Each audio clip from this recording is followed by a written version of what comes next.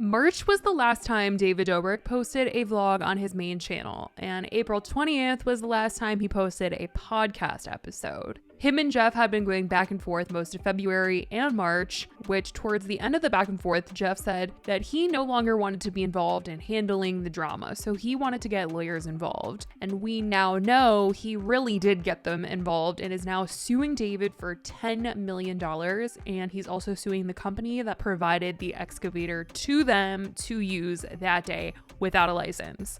David did post some things here and there on his podcast channel after this period of back and forth with Jeff, but David stopped posting his podcast around the time he was called out for another scandal. But before we get into that, I want to let you guys know that today's video is sponsored by Dice Dreams. Dice Dreams is a family-oriented, casual mobile game quickly reaching the top of the charts around the world. The game is completely free to download and free to play with no forced ads and over 100 million downloads. In this game, you'll be attacking your enemies, stealing from their kingdoms, and getting your revenge. You can even play with your friends, which adds another layer of fun. You can attack and destroy their kingdoms, steal their coins, compete against them in tournaments, and trade stickers, plus so much more. Every kingdom is a new adventure with amazing art and bigger prizes. And if you roll the dice, you can win golden coins, complete unique events, and unlock action cards. There's new content every single day, which makes everything so exciting, from the events, new features, and the weekly updates. To start playing Dice Dreams today, just click the link in the description below. And now for the first time ever, you guys can see how many people just like you have downloaded Dice Dreams in real time. So every time someone downloads a Dice Dreams, the widget in the description box will update in real time. So download Dice Dreams today and let's get that number as high as possible. Once again, the link is in the description.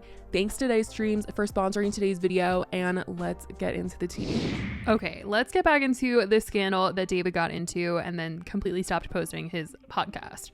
And this scandal was promoting an NFT scam company. FaZe Banks made a few comments addressing the situation and said that he sat down and filmed a whole podcast episode for David's Views podcast, where he educated David on why promoting something like this is bad, and also said David was taking accountability in this podcast episode. Now, the video was never posted, and FaZe never came out to say anything like, why didn't David post the episode? Like, he didn't actually make a statement calling David out for not posting it or anything like that.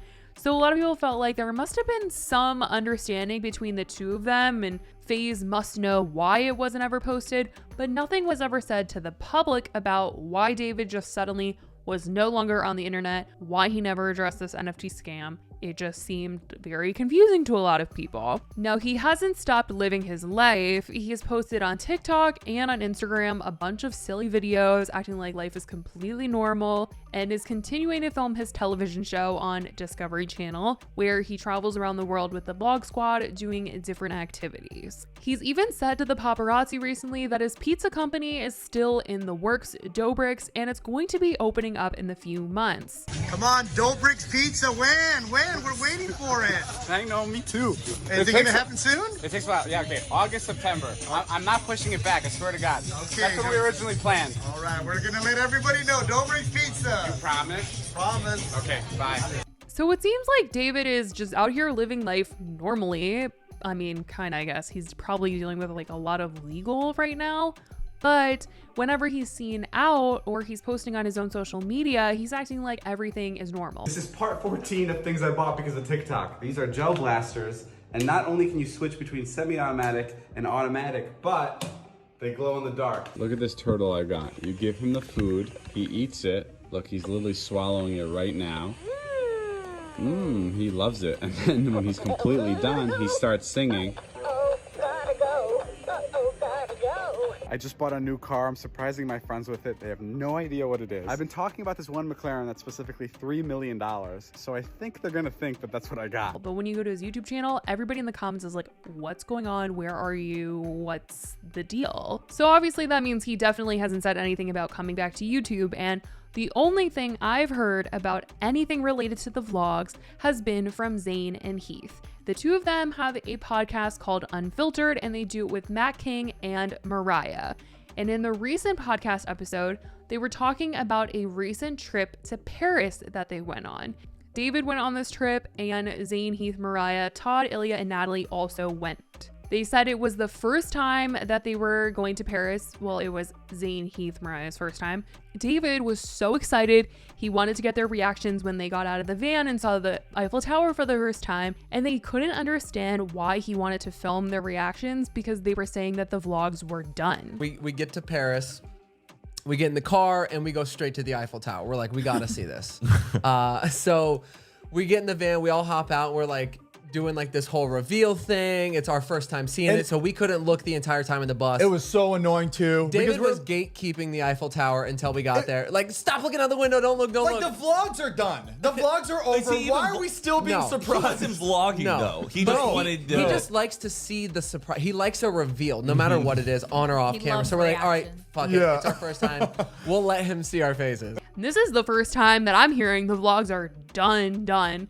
I mean, I guess a lot of people on the internet wondered if they were going to be done or what was going to happen with his channel and him and everything. But we're hearing it from his friends that the vlogs are over.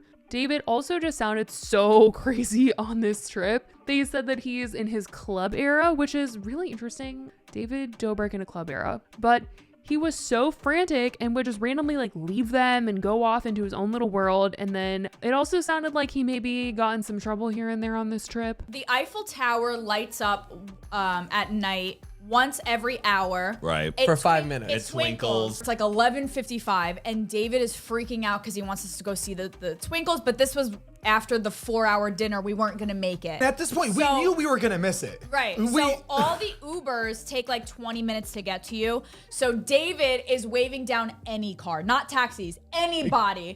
He's pulling people over. Just trying to stop people on the road. Like, take us. Will you take us? We don't have cash.